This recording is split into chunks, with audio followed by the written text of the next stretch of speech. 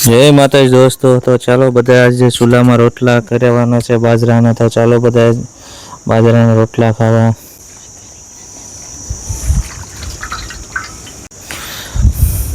હવે આપણે કરવાનું છે રીંગણાનું કટકીનું શાક, જે તળીને મસાલો નાખીને શાક થાય છે એવી રીતે.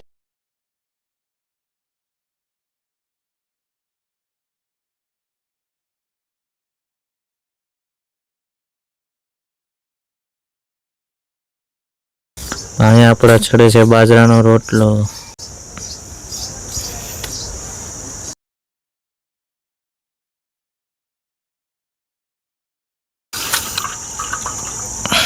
રીંગણા કાપીને તૈયાર થઈ ગયા છે. તો હવે આપણે પાણી બાળવા માટે મૂકી દીધું ચૂલા માથે.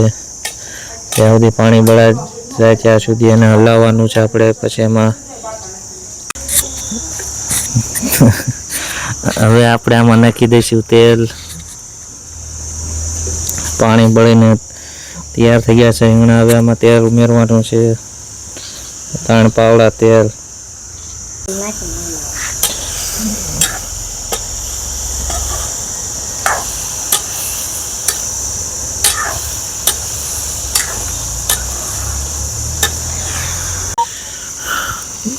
તો હવે આપણું મરચું, મીઠું અને હળદર ને બધું મિક્સ કરીને તૈયાર થઈ ગયું છે. સાથે હવે ટમેટું ઉમેરી દઈશું આપણે એમાં.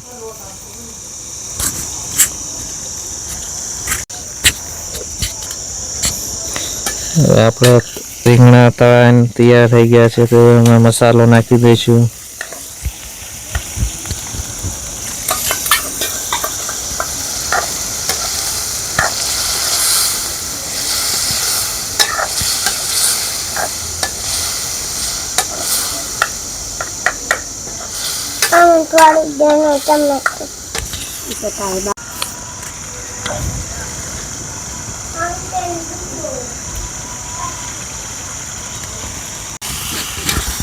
મસાલો મિક્સ થઈ ગયો છે આપણો. તો હવે આમાં આપણે ઉમેરશું 1 વાટકીઓ પાણી.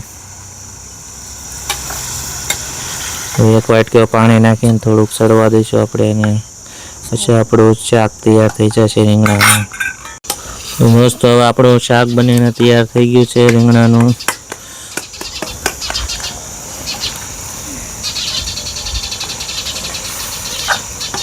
હવે શાક ઉતારીને પછી તમને ટેસ્ટ કરીને બતાડી કેવું છે શાક.